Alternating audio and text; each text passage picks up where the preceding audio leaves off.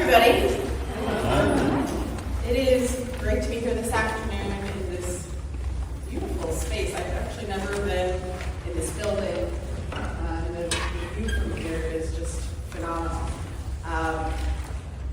There's a lot of pressure when you call something Keynote, Nathan.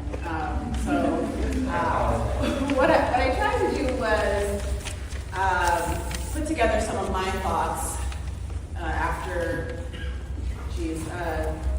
25 years in the world of studying education policy and education finance. Sort of put together what I think is the path forward to radically change the world. And I say that, I'm invoking Angela Davis when I say that it is the state of things in our country and our state, the level of inequality, the gap between the rich and the poor, and the subject of this very conference, the affordability crisis here in New York State, is something that is really important to our union. I was at a BOCES in Utica not too long ago, and one of our members, the leader of the union there, she told me that one of our members, a teaching assistant, got a little bit of trouble because they had been entering and exiting the school after hours. And then we did a little bit of digging, and it turns out that our member, who works full-time at the BOCES, is homeless. Was living out of their car, was accessing the BOCES to use the shower facilities, and sometimes even sleeping in the buildings. So this affordability crisis is hitting New Yorkers who work full-time. And many of our members, we were always called a teachers union, but we represent workers across the full spectrum in our schools. We also represent staff here at CUNY. Any PSC members here? And throughout the SUNY system. We also represent private sector workers, direct care workers around the state. And I was visiting some of our members who do provide services for adults with developmental disabilities. And one of our members who's the treasurer of the union out in Jamestown, it's a place called the Resource Center. She said she had been working for this agency taking care of adults with serious medical needs. And she's been there for 23 years. She makes $17.40 an hour and cannot support her family on that job. This affordability crisis hits everyone in every corner of the state, and we believe it's part of our work at NYSUT and as part of the labor movement to begin to address these concerns. And so, lest you think this was all my idea, I wanted to start with a short excerpt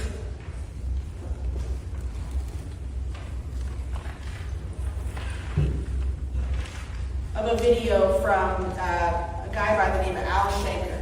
You may have heard of him. One of the founders of U of T and NYSUT. And this is a short speech that he gave in 1972 when we were deciding if we were going to be a part of the labor movement or if we were going to be our own standalone association. The reason we're teachers is because we're trying to help millions of youngsters read and write and think and prepare them for jobs and functions within our society. And many of these youngsters aren't making it, even though the teacher in the classroom may be doing everything possible to help the children.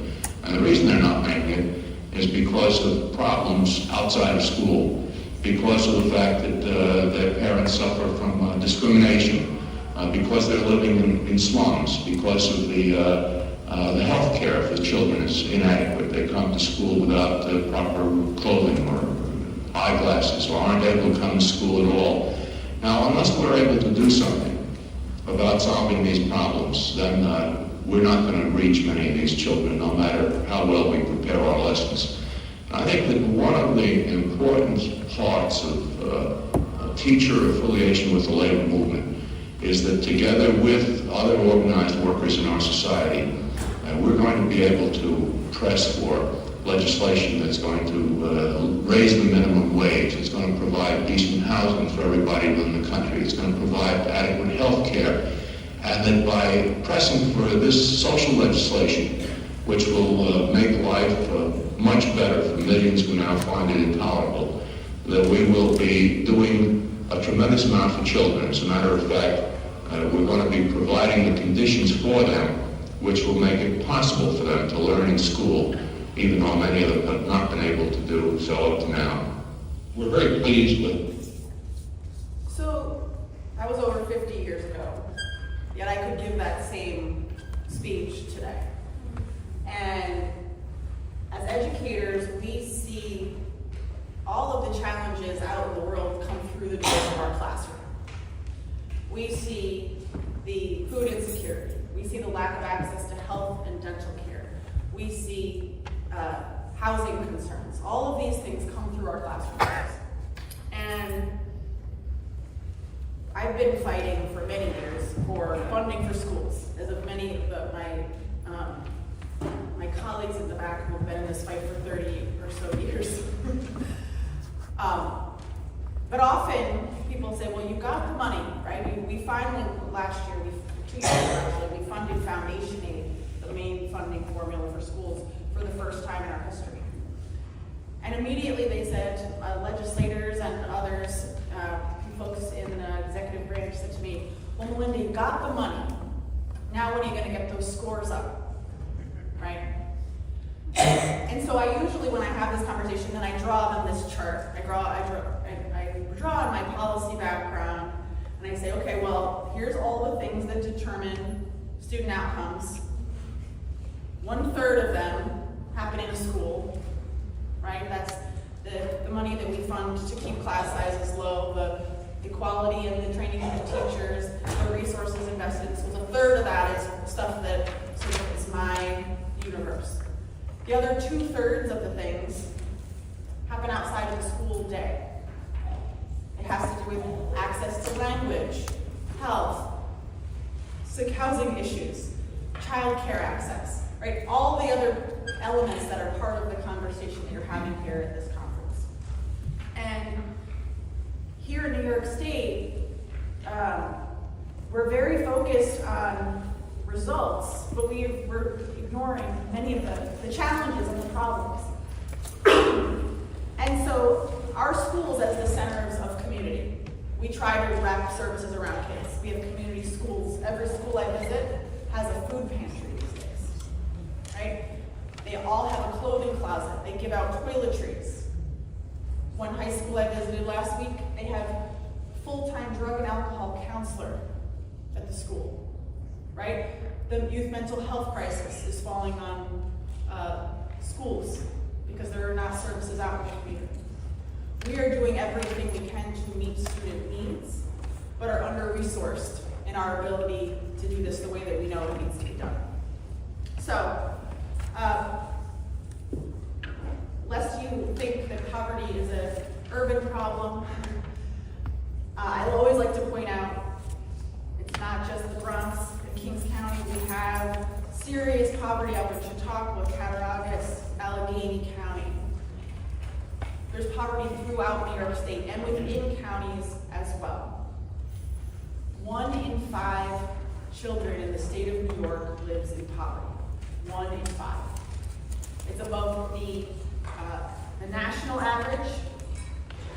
And if you look at how we act to take action to reduce child poverty across nations, we are the worst of all of the developed nations in terms of how we address child poverty. So you might think, well, maybe we don't know how. Nope, that's not true. There are a lot of policies that have been proven to address these issues of child poverty. Transitional jobs, earned income tax credit, minimum wage, child care assistance, change the child support to benefit more children, child independent care tax credit, right? There's housing vouchers, SNAP benefits. We have all of the things, right? We know what to do. The problem is they're not doing it. Additionally, we have very recent experience with, at the federal level during COVID, we cut child poverty in half simply by investing in federal policy meant to address child poverty, right? We have evidence. I love this chart because, like, okay, we did it. We lowered poverty by half, and then we went right back, right? So the question of what to do does not elude us. We know. And so my first sort of premise of my conversation is poverty is not inevitable. There's a lot of people who believe it's just sort of the natural course of things that we end up with child poverty and family poverty. It is a direct result of policy choices that we are making as a state and nation, and I do believe that we can do better. And so, a few more things. It's not just children, it's families. We have two realities in the state of New York. We have the 10th largest economy in the world, but then we have 2.7 million people living in poverty. We have 135 billionaires here in New York State, 340,000 millionaires who have yet to pay their fair share of taxes. I might add. Oh wait, yes.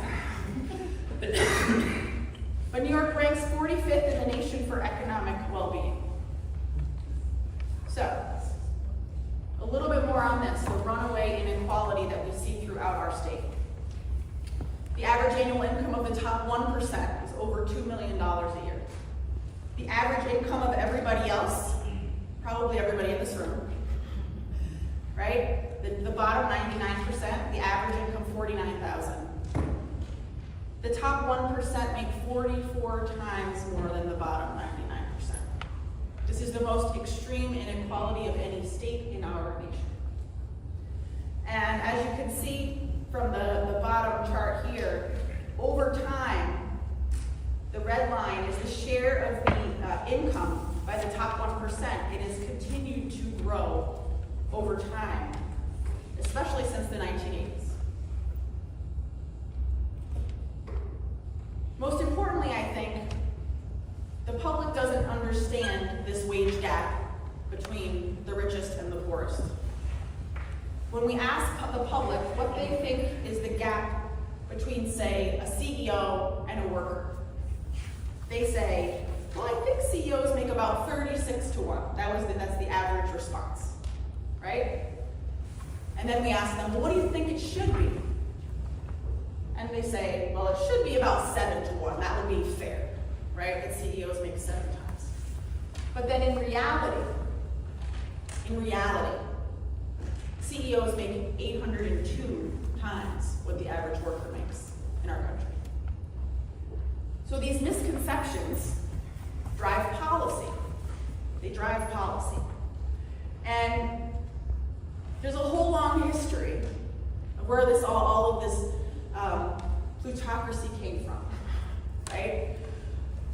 But it really did originate with a memo, the Powell memo, right? It was written in 1971. You may know Lewis Powell as Supreme Court Justice. That's probably what he's most famous for. Self-described moderate on social issues.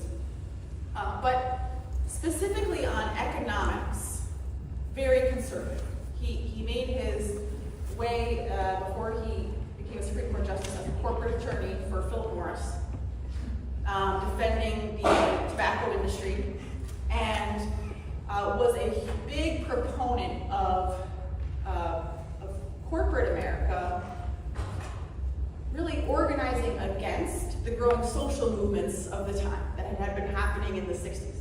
And he wrote out a whole plan, kind of like Project 2025, right? He wrote a plan for corporate America to act out and to defend themselves against the people who were trying to equalize our systems across this country. And he said, you should definitely take over and exert your interest on the media. We've seen that, right? He said you should exert your influence on the courts. You saw that, right? He also said you should exert your influence on the academy, meaning public higher education, right? And so he actually believed that public higher education was the source of all of corporate America's woes. I mean, look at what they're trying to do with public higher education in this country, right? So he made a whole series of recommendations about how corporations could influence politics. And many of those have been implemented today. And I believe are largely the result of how we have the current tax policy system that we have today. If you look at this chart here, the yellow is the tax rate from 1950 in our country. And you can see that everybody pretty much paid the same.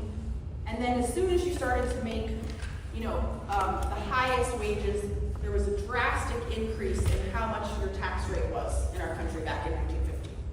Sort of an equalizing effect. Then you look at 2018, especially since the latest round of the 2017 Trump tax cuts for the rich. The richest Americans actually pay a lower tax rate than the average American, right? So we've had a drastic change over time in terms of corporate influence on tax policy, largely through this sort of pro-capitalist agenda that has been spreading throughout our country. So, we've also simultaneously had this dramatic increase in attacks on unions. And as over the last 30 or 40 years, union membership has been in steady decline in our country.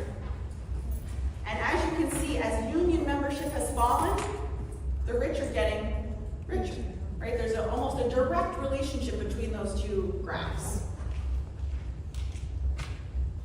We also have a lot of misinformation spreading about what is the implications or what are the impact of tax policy on the rich.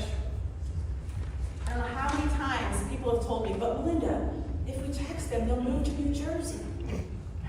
I'm like, nobody's moving to New Jersey.